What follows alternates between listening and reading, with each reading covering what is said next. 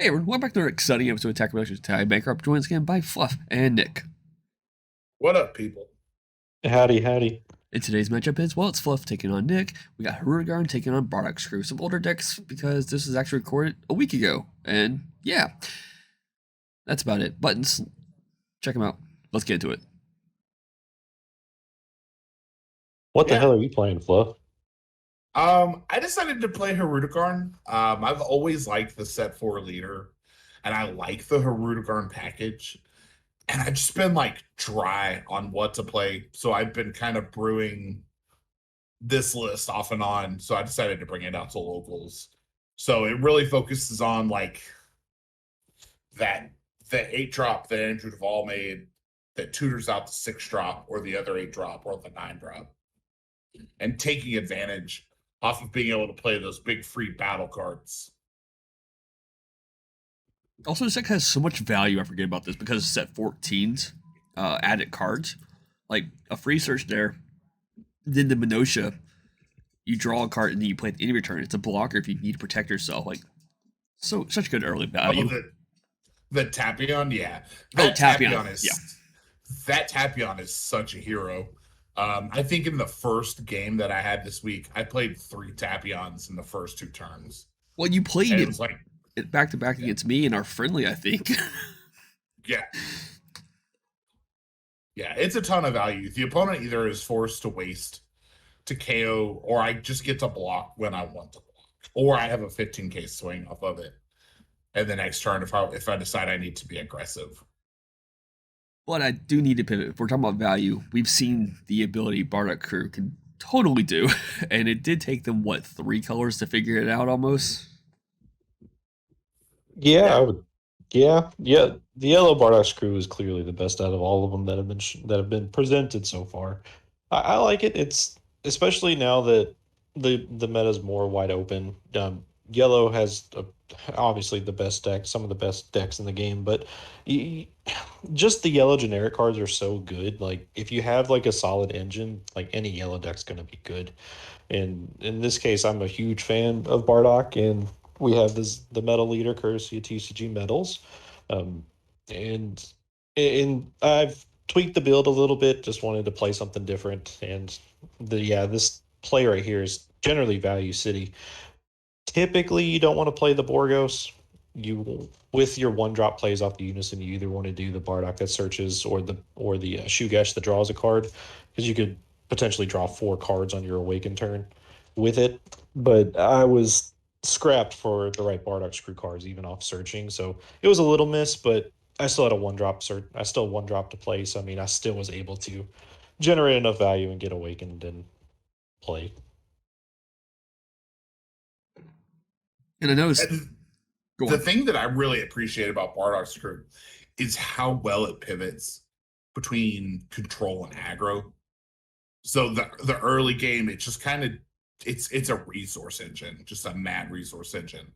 And then all of a sudden it's really aggro. And then it pivots extremely well into these defensive controlling turns. Yeah, it's really good to flip that switch on, especially in control matchups like I know Hirudegarn could be, or even in slower games like Android 21. Like just because the 1-drops gain that 10k boost and you're able to just span them out because they're just 1-drops, you're able to provide really good early game pressure for next to nothing. That pretty much everyone you're going to play is going to almost replace itself no matter what. So you keep a healthy hand, you can provide pressure. Again, yellow good cards or yellow good cards, so you're going to have defensive capabilities, and you're able to pivot and go to whatever strategy that works the best for you. That's that's one of the things that really holds Rudigarn back is it has this early advantage engine with the leader where you get to pitch 1, draw 2, and then the Tapions are draws on plays. Piccolo the Infiltrator is essentially a draw plus deck thinning on play. But once you get into those later stages of the game, your hand just dwindles down. So it's really important that the cards that hit the field stay on the field. And speaking of that, I noticed a bit, both of you guys are kind of playing a, I don't want to say control, but You're trying to manage each other's fills as best as you possibly can instead of kind of going for your lives. Yeah, I didn't really have to hit the life that much right at this point because he's going to awaken at 4, and I don't know what self awakeners he's running, if any. So I want to make sure he has as little on the board as possible because his battle cards are everything, and I don't want him to gain and as much value as he could and me lose control of the game state from there. The really rough part is getting into the 8-drop Hirudegarn. You have to have either cards in your combo area or cards on the battlefield. So where Nick is playing this battlefield control style where the leader gives him a pop every turn, his cards are swinging big bodies into my smaller bodies. I'm not able to maintain that board state to establish the 8-drop on the turn that I want to establish the 8-drop. And he's trying to force me to awaken early here, but I really need that 2 energy rebate on my turn to be able to manage my resources correctly. So I allow him to take me down to 2 life, which is a huge risk because there's a ton of double strike cards in this Bardock deck and just wrap the game up there. Isn't the leader like a sneaky Z leader double strike? Yeah, the Z leader is an inherent double strike. Yeah, so like that's just a if you forget about that, I'm like not the battle card. You see the battle card, like, oh cool, double strike. I'll block. I'll negate. Cool, cool. Leader swings. If you forget that that card has double strike, there you go. Yeah, and especially on the swing because the unawakened or the unZ awakened leader will combo from the drop for free. So you're going to have that free combo, and then it just gains power from Bardock's crew in the Z deck too. So if you're going for game with the Z leader, you're able to get a lot of free value.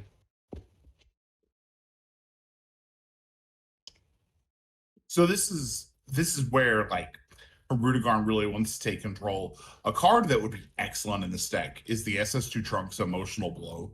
Old, not old, but regional promo card, the blue card, because like every battle card that you play in this deck is a 30k.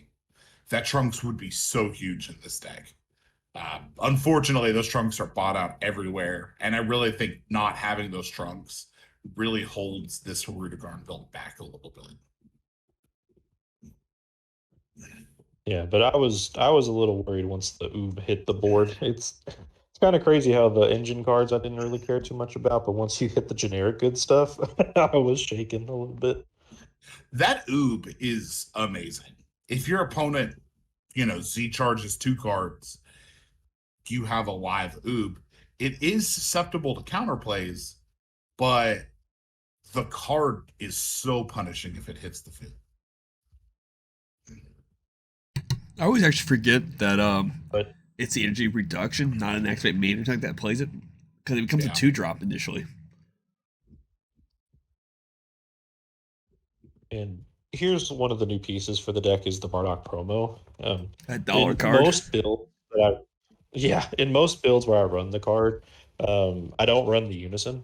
I only sided them in for slower matchups where I know I can board it and get tons of value. But with this being an activate battle speed and it drawing a card on play, you're drawing 2 for 1 energy, and then you get a 15k body.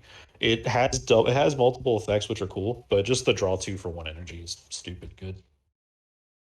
And here, I didn't really have too much to play as far as like pressure pieces, but I did have the Unison and Shugesh. So here you see me drawing 3 cards off 2 energy.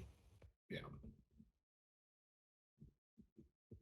And now we played the Shugesh Ape, so we wanted to make sure that we're popping the right thing. Because right at this point, I still have 1 open energy in yellow. I mean, I'm pretty much invincible. So I just wanted to make sure I was hitting the right things coming off. And at this point, since I'm so far ahead in life advantage, I'm essentially he has to respect any swing that I do, regardless if it's a single or double strike.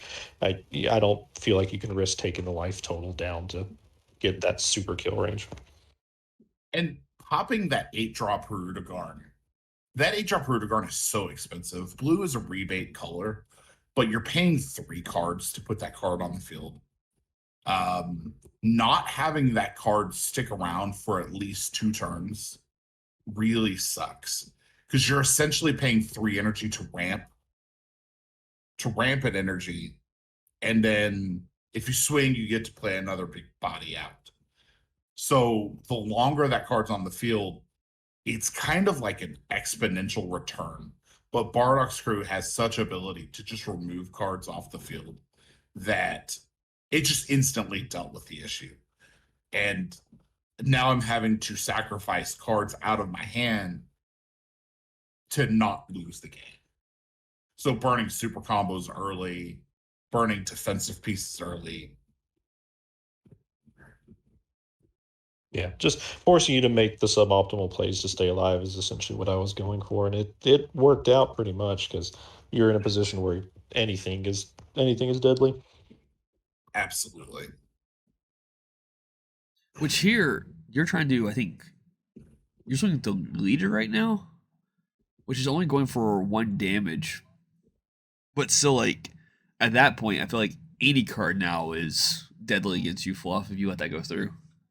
Yeah, for sure. And he's just got the Bardock there, and now I have to deal with Poutine as well. And you could just tell by the size of the Bardock field versus the size of my field, Nick is completely in control of this game. Like, I have to have a card that wipes his entire field in order to take control of this game again. Yeah, and that Bardock father and son is a really good addition that I put into the deck too. I saw some spice from other lists online, and just it's essentially a free play that draws you a card if it's the first card you're playing, and just baits counter plays essentially. Since you're not really paying anything out of it, best case scenario you get to tap a card and play it and draw a card. Worst case scenario you hit them with a when they bounce a card back to hand, or it goes to the drop area instead of being played. Just being able to make that trade for free is super nice.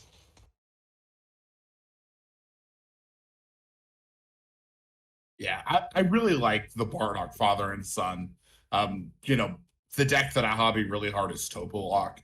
I played it in early iterations of Topo Lock, but I think any deck that you can slot that card in, it's really good. Because if your opponent plays a blocker, you just plop that guy down, they lose the value in their blocker, and it opens up another window for you to establish Poutine, which some decks really just crumble to Poutine's presence. Yeah, having it on the board in the right time just wins you games. Granted, a lot of times it's a little too slow to play sometimes, but when it goes off and it sticks on the board, it puts in everything. Yeah. And Yeah, here, a lot of people over the course of the past probably 2 years have called for Putin to get hit because it is so oppressive to certain deck styles. yeah, and and the thing about it is people just run it at a one of if they run it at all. So you can't really limit the card. You have to either ban it or keep it. And right Yep, now, so I guess a lot of decks, it's hard tapping. I would say without doing some type of extra effect. But in my deck where I can do it almost freely, that's where that's where I draw the distinction. If I have multiple ways of tapping a card and I can do it almost for nothing, then I'll at least put one copy of Poutine in. absolutely. Here I get punished by the release from evil on the Beerus play. I was just trying to look for a play that is going to cause you to expend resources in your hand. I think the hand differential between the two of us, I think I'm sitting at 5 or 6 cards in hand, and I think you're close to like 9 or 10, if not more. And Yeah, that's if you play a Bardock's crew, you're only expanding. Oh, I'm a You got a closer lot to more 10, than right? 5 Yeah, cards. Also, I saw that he's one card in your hand too. I think I saw baby in your hand.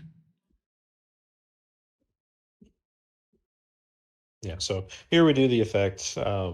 We'll tap the Borg or yeah, Borgos, pop two things negating their skills, and being being able to force the revive off the Hirudegarn is super nice just because it also procs the Poutine immediately. yeah. Which taps it, so I don't get that discard on the blocker effect Like this Hirudegarn is usually pretty good in matchups, but in this matchup, you completely devalue that card. And so to survive, I have to throw down Baby Hatch. And I know I'm very limited in my options for closing out fields. You got rid of the Oob that I had placed down. I don't think I have another Oob in hand.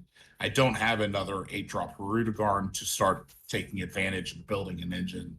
So I'm really having to kind of play around what I've got. And if I get like robotic riposted at this phase, it really changes how I manage my turn. But instead, you just go for the Bardock to get more draws, which isn't bad. Yeah, I needed. I don't think at this point I had too many floodgates in my hand, and it's essentially going to be combo power for me. And yeah, it's just a draw for one. So So I uh, have in my hand, I have a Turning the Tide, Android 17. The problem is that you're Z Awakened, and you have 3 comboable cards on the field. So I would be swinging with the Android 17. I deal the crit damage. And then I would swing with the leader, but there's no way that I can guarantee that I deal that last point of damage with Turning the Tide. So I opt to go into another Hirudegarn here, hoping that I'm able to put out enough 30k pressure to close out the game. but then Poutine exists. Yeah.